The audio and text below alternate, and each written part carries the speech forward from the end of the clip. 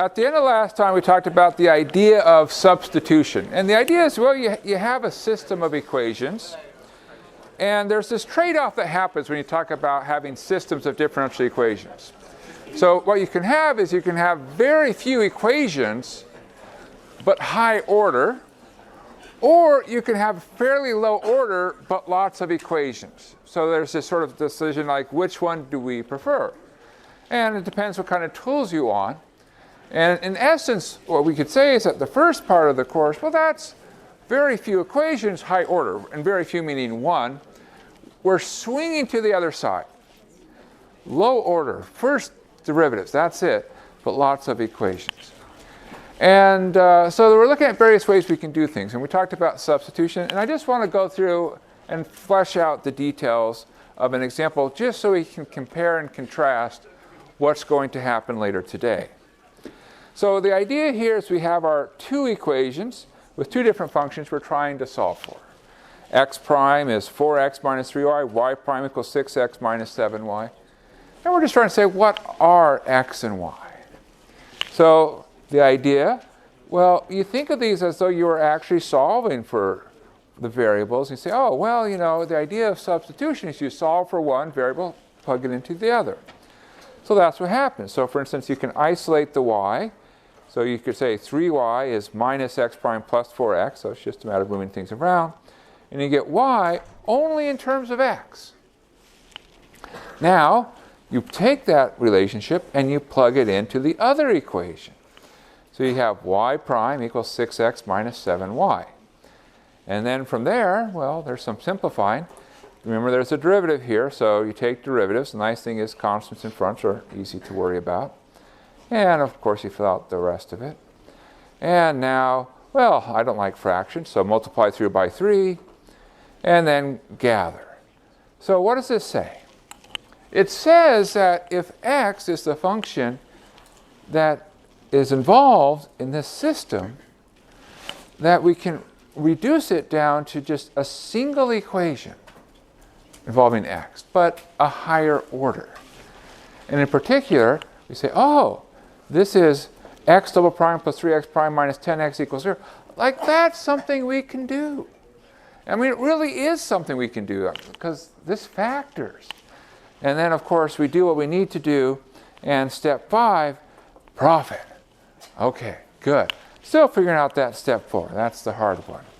There's always that one step before profit kicks in. Okay, so that's the idea of substitution. And remember, today we're going to talk about a different way to get to our answer.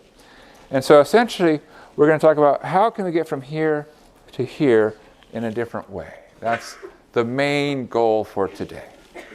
But first off, a wall of text. Okay. Which is why we post the notes online, right? So you don't have to write everything down. But this is just to say, where are we going to put our energy? And we talked about, well, first order is good. Because first order, one derivative. That's probably something we can handle. And then, of course, another word that we really like, it's growing on us, is this linear. And linear just says, hey, things behave in a nice way. We like things that behave in a nice way. So in particular, we have our variables. In this case, there's n variables, 1 through n, x1 through xn. And we say, okay, there's the derivatives of each one. And that's why it's called the first order, because there's only a first derivative. And if I pick any single one, it's a linear combination, which means, something times x1, something times x2, so forth and so on, where these are all functions of t. And there can be a little bit of the non-homogeneous stuff on the end. We say, okay, great. Now, what can we do? Well, we're going to be transforming things into matrices. That's our direction that we're going. Because they are a very convenient notation. But not only are they convenient notationally, matrices have benefits. Think of them as arrays with benefits. You're able to do things with matrices. Well, what are things you can do with matrices? Well, you can do things like you can add matrices, you can scale matrices, and once you have those two things, that means you can do calculus. Calculus boils down to saying three pieces. Can you add, can you scale, and can you take limits? And if the answer is yes to all three, calculus can be done. And it is that case for our setting. So we say, okay, what does that mean? Well, so we think of just grouping things. So we have the derivatives grouped together, and we write that as just x prime. So this is what we'd call a vector, just a stack of things. Then we have our coefficients. We think of that, well, that's a as a function of t. Now, most of our energy, this won't surprise you, we're going to have a of t just be a. In other words, constant coefficients. That's what we like. And then we have our x vector. And if you know a little bit about matrix multiplication, this will make sense. And if you don't know a little bit about matrix multiplication, come on Friday, and you will. And what's a little bit to know? Well, the little bit to know is you go on the row in the first and the column in the second. So it'd be a11 x1, a12 x2, dot, dot, dot, a1n xn. And then, of course, the vector here. So really, all that we're really saying here is, look, we can compress our notation. So it looks like x prime equals ax plus f. You're like, what? We know how to do that. That looks like the kind of stuff we were already doing. And at the end of the day, we're going to say, yeah, it really is. We're going to use a lot of the same ideas. But of course, there's got to be machinery in place. And so that's the challenge for us. Learn the machinery. And the good news is, just like in our cases before, when we had x prime equals something x plus f, as long as our pieces were nice, we had existence and uniqueness. We're still in that setting. So as long as our coefficients a are nice and our functions f are nice, we always have existence and uniqueness. All right, so that's where we're going. So how do we get there? Well, we're going to take a small detour, which is we're going to talk about a notation. And essentially, this is not so much a new idea. It's just saying we're going to express things in a different way. So we're going to have this notion. We have d dx. So we're going to think of this right here as the differential operator. Now, an operator is what? Well, an operator is basically a function. So what you do is you think about what is a function. Well, a function is you throw something in and then something comes out. So you might say, oh, I have a function f, I throw in, out comes f prime. So that's the differential operator that this is talking about. So here, this is our machine. It says, look, take the derivative of whatever you plug in. So just think of every time when you see that capital D today, just means, oh, that means take a derivative. So if I take d times y, that means, oh, take a derivative of y, that's y prime. I talk d squared y, two derivatives of y double prime. That's great, easy to do. Now, why do we like this? Well, because we can rewrite expressions using this notation. So y double prime minus 5y prime plus 4y, well, okay, y double prime, d squared y. Y prime, d times y. Why? Well, because. That's why we're doing it. Okay, so why does that help? Well, it turns out that there's this beautiful fact which says, actually, you can imagine just treating this much like you would polynomial terms. So in other words, you can factor, you can expand, you can do all sorts of things. So you take your expression, say, look, I'm going to do something to y. Oh, what am I doing? I'm taking d minus 4, d minus 1 times y. Or d minus 1 times d minus 4. It doesn't matter which order you go. All right, so this is just a nice, convenient notation for what's coming up. So a really, hopefully not too bad example. which fills in a hole. You know, we did a lot of things in the last block where we didn't quite say, but here's why we're doing it. So let's fill in a hole using this new notation. So suppose we have d minus alpha to the k. Now what does this mean? Well, you can think of it as I'm taking a derivative, and then I'm going to, well, if I just have one d minus alpha, it means take the derivative, subtract alpha of where you started. Okay, all right, that's good. We just want to take our d minus alpha to the k times this expression, u of x e to the alpha x. Okay. Now, well, what can we do? Well, one thing we can do is say, look, this is really like d minus alpha to the k minus 1 times d minus alpha times u of x e to the alpha x. Right? I'm just pulling off a single d minus alpha on the end. So far, so good?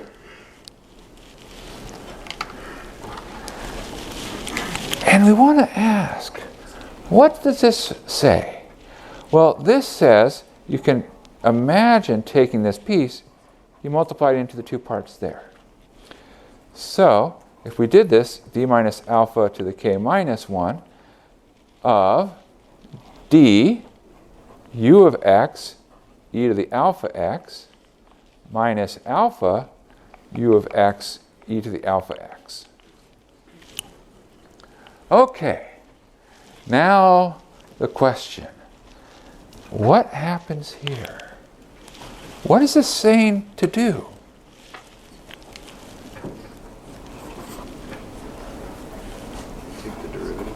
Take the derivative. Right, whenever you see d, it stands for derivative. So how do you take the derivative of u of x times e to the alpha x? What do you need? Product rule, because it's two things multiplying. We've got two things, and they're multiplying. Okay. Get rid of the first. U prime. Good. E to the alpha x. And then, get rid of the second. That's e to the alpha x. I know my handwriting's not the greatest. Yeah, alpha e to the alpha. So the alpha comes down. So plus, and that's a really bad x over there, plus alpha e to the alpha x, u of x, minus alpha u of x, e to the alpha x. Okay, well, progress. Of course, it's getting bigger. Or is it? Dun, dun, dun. What happens? The parts on the end cancel. And so, we come to the great aha moment where it says, oh, when I ran d minus alpha through, the result was almost the same as what I started with, except now there's a derivative on the u. Okay, so now we're like, aha, a pattern. Because, you know, this is our big, we should think, pattern. And we're like, good, I'm going to follow a pattern. So what we can do, we can pull off a d minus alpha and run it through. If I pull off another d minus alpha, what's going to be the result to this part? U double prime. So d minus alpha, k minus 2, u double prime of x. All right, what would happen if I pulled off another one? What would I have? U triple prime. All right, now imagine I pulled all of them off. So I kept pulling them off until I ran out of my d minus alphas. What would be left?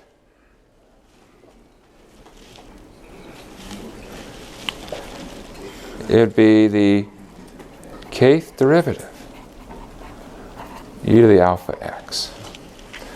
All right, now you're probably wondering, okay, that's cute, but what have we learned from this? I mean, how does this help us? Well, I want to point something out. Let's come back to this differential equation for a second. Suppose we put on our hats. It's like, constant coefficients. I know how to deal with this. What would the algebra problem become? What's the algebra problem that corresponds to this constant coefficient differential equation? R squared minus 5r plus 4. Does it factor? Yes. How does it factor?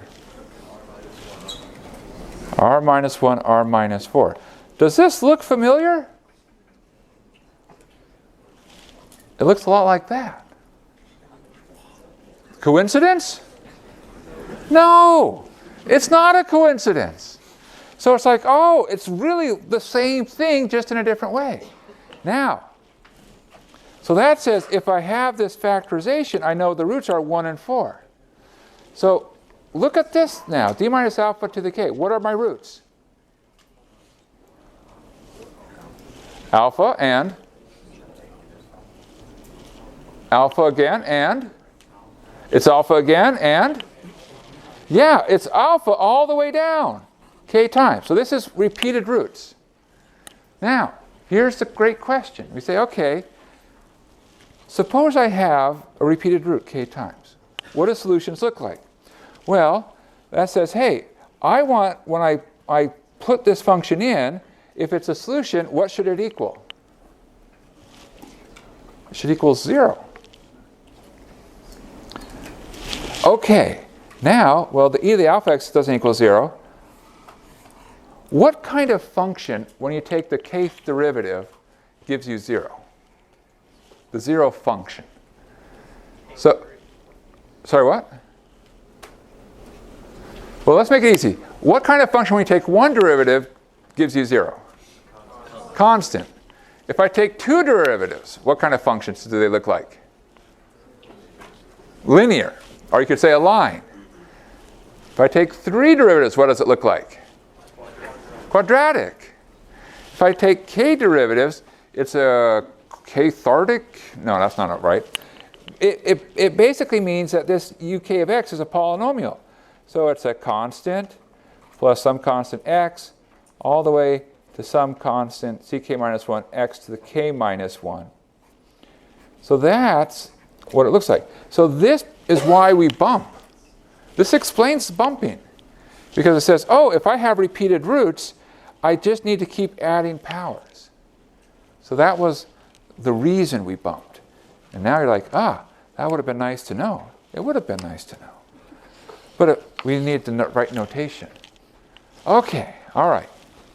So how are we going to use our notation today? Well, we're going to use Cramer's rule. So we're going to do a variation of Cramer's rule. And here's the idea. We're going to take our various differential equations, and we're going to write them using this notation with the d's. So these pieces, L1, L2, L3, L4, are polynomials. Polynomials in D.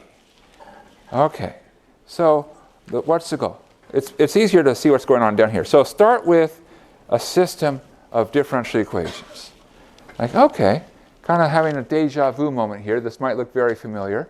Yes, we'll come back to that. All right, so you say, okay, what do we do? Well, rewrite it by moving all your x's and y's to the same side. So that's what's happening in the next step.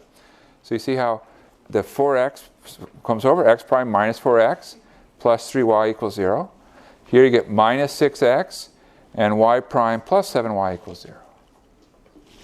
So we put everything on one side, say, okay, great. And then we say, this is d times x, this x prime. 4x. So that becomes d minus 4 times x. Here we have 3 times y.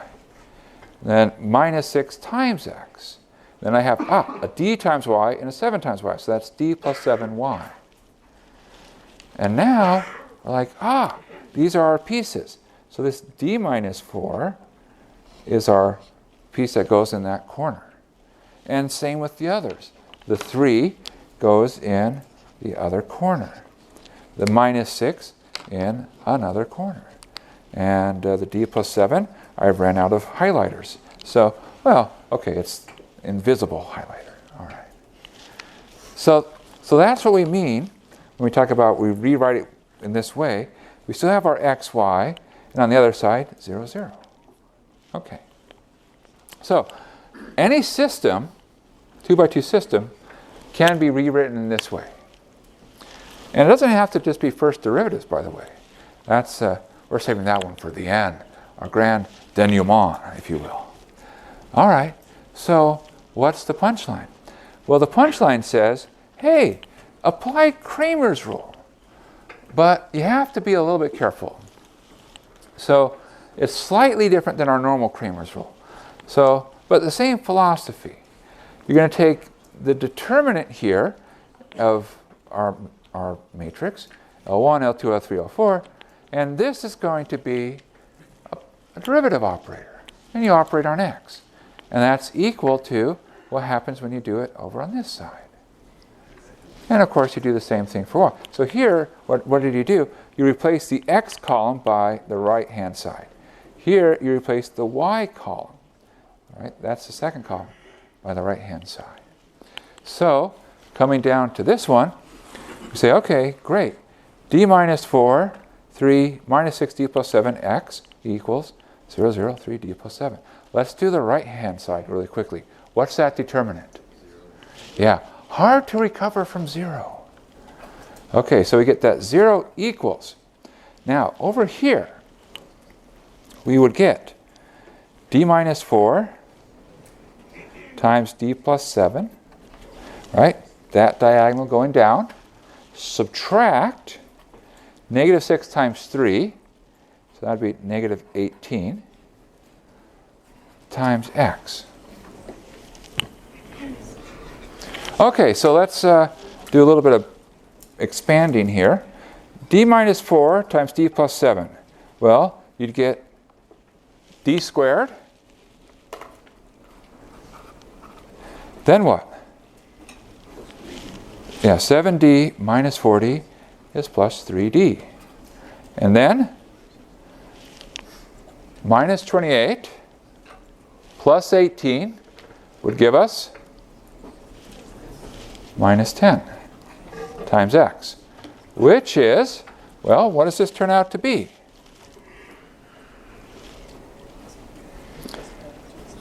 D squared times x, also known as x double prime. D times x, x prime. Minus 10 times x, yeah, minus 10 times x. And so, this process says, hey, this system of differential equations, we can solve for a single equation for x. And it turns out that x satisfies x double prime plus 3x prime minus 10x equals 0. Does that sound familiar? Because it's what we did with substitution. It's the same end result, just there in a different way.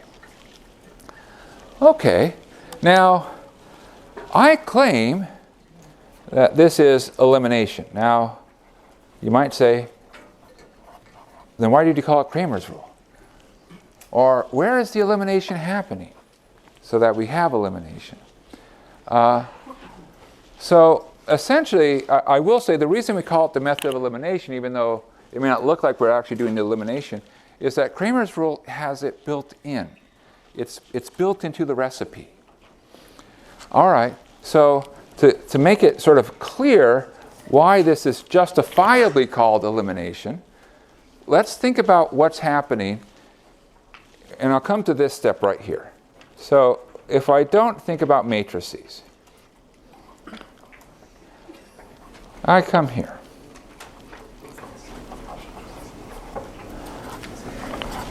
All right, so put on your elimination hats. If our goal here is to eliminate the y, what's going to end up happening? if I want to eliminate the y's, what I want to do is I want to somehow multiply these equations in such a way that when I combine them together, they'll cancel out. So we say to ourselves, there's a lot of that goes on in math. And we say, well, you know, if they had the same coefficients, then it would be really easy to combine to cancel, because I could just subtract. So we say, okay, well, right now I see a coefficient of 3, and I see a coefficient d plus 7. So what should I multiply the first one by so I can get the same coefficient? Yeah, multiply the first one by d plus 7. What about the second one? What should I multiply by? 3. Okay, so if we do that, we get d plus 7 times d minus 4x plus 3 times d plus 7y equals 0. Then minus 18x plus 3 times d plus 7y equals 0. And now, what should we do? Subtract. So that's what we mean by elimination, because these will eliminate, the y's will cancel out. And then, what's on this other side? Well, it's d plus 7, d minus 4, subtract negative 18 times x. And you're like, ooh, this looks really familiar. It's the same thing. Because it is. It's the exact same thing.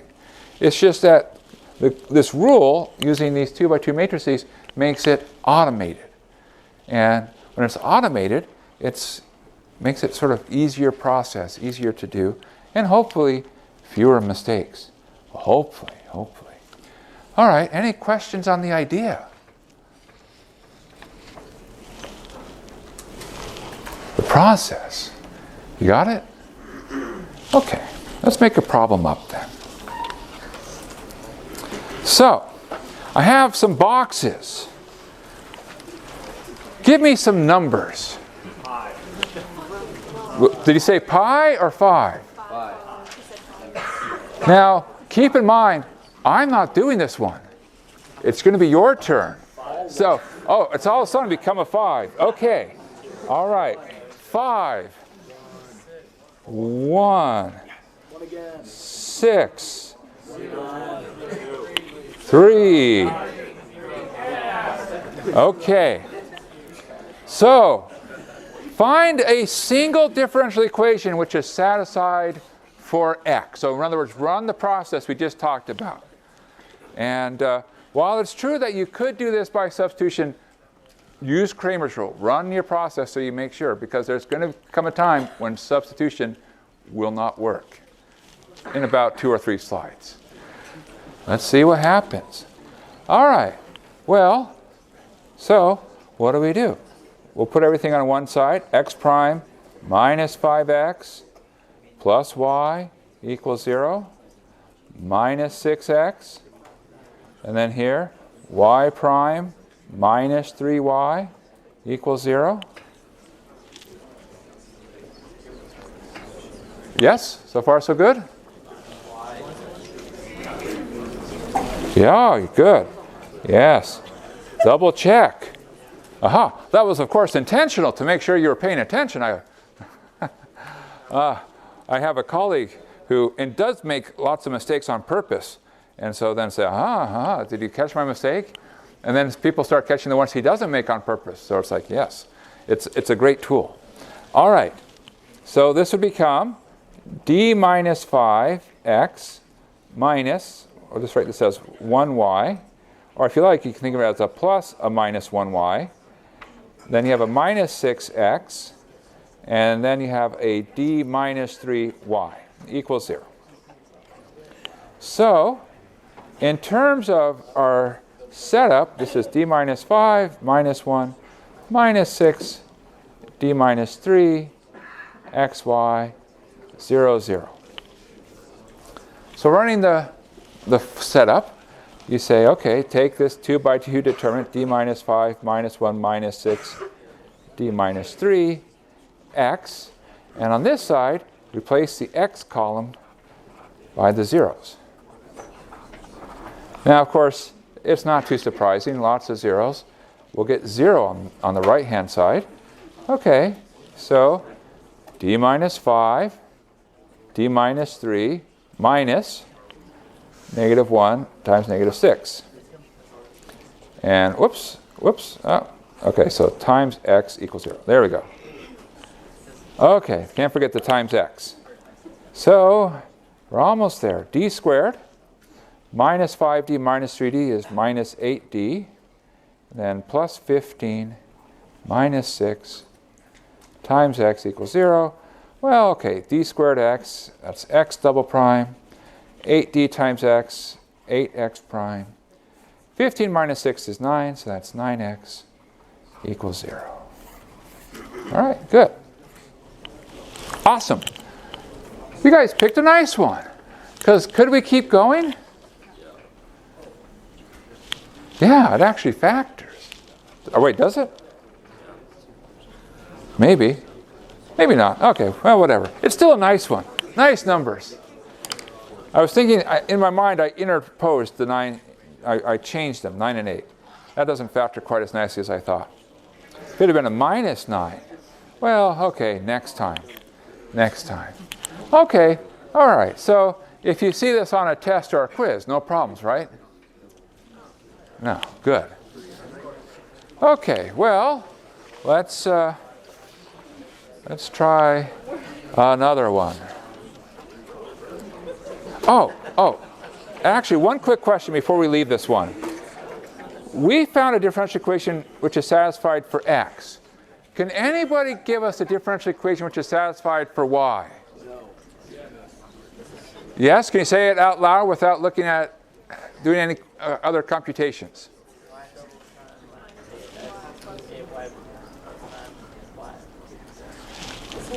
It's the same formula. Y double prime minus 8y prime plus 9y equals 0. Why?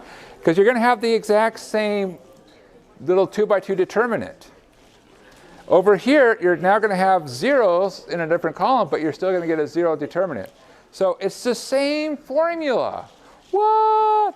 That's awesome. Okay, cool. All right. Find the general solution. X prime equals 2x plus y. Y prime equals x plus 2y minus e to the 2t. All right, well, how do we start? Well, let's, we'll have to pick up a little bit of speed here because we want to do the fun one, which is the next one. So we just do what we were doing before, move the x and y's to one side.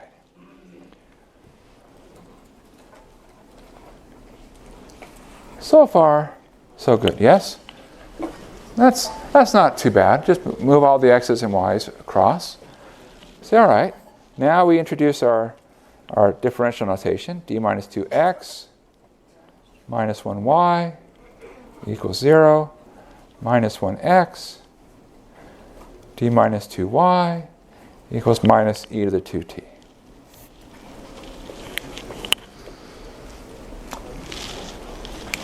In our nice little matrix form, we get a nice little matrix, d minus 2, minus 1, minus 1, d minus 2, xy equals 0 minus e to the 2t. Okay, good. All right. Well,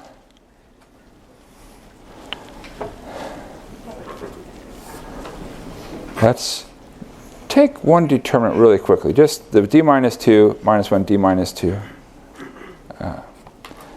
This determinant. We'll work this out. d minus 2, that's d minus 2 squared. Subtract minus 1 squared. So that's d squared minus 4d plus 3. Yes? Just for reference in a second here. All right. Well, so this is things we've talked about. So now we'll get to the things that, we haven't quite done that yet. All right, so here's the stuff we haven't quite done. What's this matrix that we're going to take the determinant of? So what's this column? 0 and minus e to the 2t. So the first column is the x column. See how this first entry is an x? So the first is the x, the second is the y. So you replace whatever this is. I should say, we only wrote the rule down for 2x2 systems. The same rule works for 3x3s and 4x4s. And so, okay, minus 1, d minus 2. All right, let's take this determinant. 0 times d minus 2, 0. Minus e to the 2t times minus 1, e to the 2t, but we subtract. So 0 minus e to the 2t is minus e to the 2t. Over here, well, we worked out our determinant. So this says, hey, we have that x double prime minus 4x prime plus 3x is minus e to the 2t. Okay. Well, we put on our hats from last week when we were like really good, because the time when you know the material best is 5 minutes after you walk out of the exam. And since you walked out of the exam last week, you really know it well now. Okay, so our algebra problem, r squared minus 4r plus 3, does it factor? Yeah. So, what does it say about the complementary solution, xc? What does it look like? A e to the,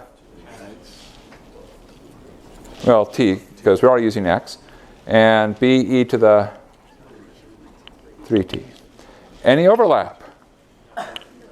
No. Okay, cool. So, that says our particular solution, xp, looks like some constant c, e to the 2t, and then we plug it in. So we have c e to the 2t, 2 derivatives, minus 4 c e to the 2t, 1 derivative, plus 3 c e to the 2t equals minus e to the 2t. When I take 2 derivatives of e to the 2t, what happens? You get a 4c. Okay, so there's going to be a 4c here. When I take 1 derivative, what will happen? 2 comes down, right? 2c, then there's a minus 4 times that, so minus 8c. And then plus 3c will do, well, 3c. That's e to the 2t. What does that tell us about c? Yeah, 4c plus 3c is 7c, subtract 8c is minus c. So this says, aha, c equals 1. So our solution for x, because we're looking for the general solution, is a e to the t, b e to the 3t, plus e to the 2t. All right, are we done? There's a gap. Oh. And we haven't filled up the page. We should do more, Steve. Okay, we should do more. What are we missing? Well, I'm asking because we need to figure it out. Oh, wait. You meant the variable y. Oh, I make this mistake all the time. Okay, all right. So we got to solve for y. Okay, so we're going to do that. So we do the same start. D minus 2 minus 1, d minus 2. Y equals, on the other side, well, now the first column stays as is, the second column gets replaced. We know what's going to happen on that left-hand side. Same differential equation. The right-hand side. Okay, this will be fun. Well, one of the entries is 0, right? That diagonal. D minus 2 times minus e to the 2t. What's going to happen?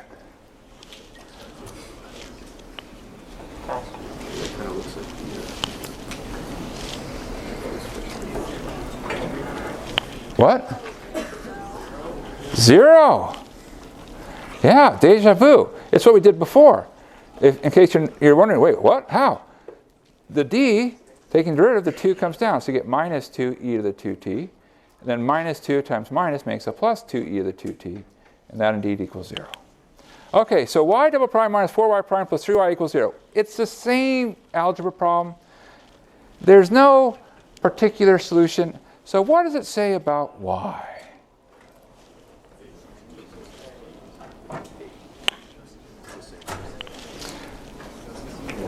So what do I write?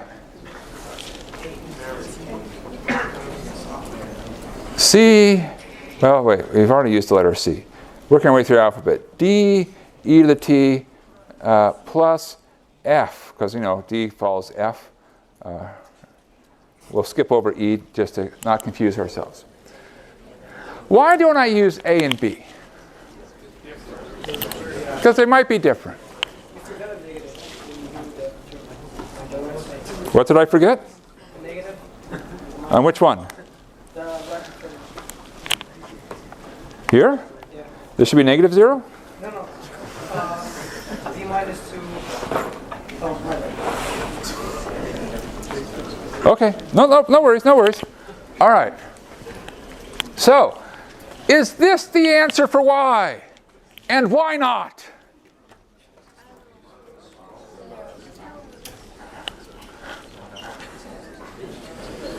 So there's two questions there. Is this the answer for y? No. Good, you cracked that code.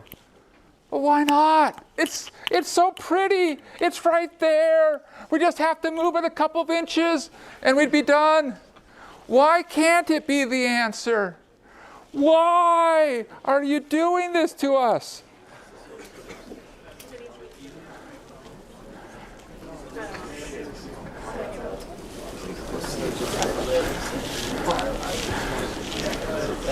Go back to our original differential equations. How many constants should we have at the end?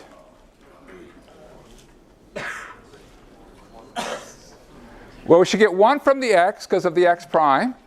And we should get 1 from the y because of the y prime, which means we should have 2. There should be 2 constants at the end that we get to pick. Now, 1, 2, 3, 4 is not 2. Like, dang it! How do we get the rest? So here's the thing. D and F are related to A and B, but not necessarily equal. So how can we figure out how do D and F relate to A and B and not have to cry too many tears tonight? What can we use? What can we use that's available to us? Oh yeah! They satisfy this differential equation. In fact, they satisfy both. We'll take the one without the extra part. And we'll say, hey, let's plug in to this equation. And let's see what happens. And the first thing that's going to happen is we're going to run out of space. But that's okay. We take x prime.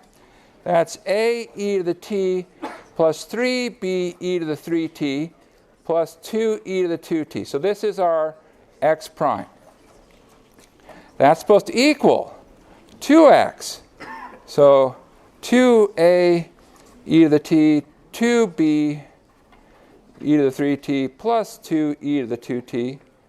Okay, so here's our 2x plus y, d e to the t plus f e to the 3t. Okay, so far so good? Now, the e to the 2t's cancel. Blue, blue. Okay. Compare the coefficients for e to the t. On the left-hand side, we get a. Over here, we have 2a plus d. What does that say about d? So d is really negative a. Coefficient for e to the 3t. Over here we have 3b. Okay, and here we have Or is it not to be? No, it's to be, because there's also, of course, the f. So what does it say about f? F is b. Now, so that says, aha, it's minus a e to the t plus b e to the 3t. So you have to be careful. It's not always exactly the same. It can be changed. And so that's the subtlety. We'll have to stop here for now and pick up again another time.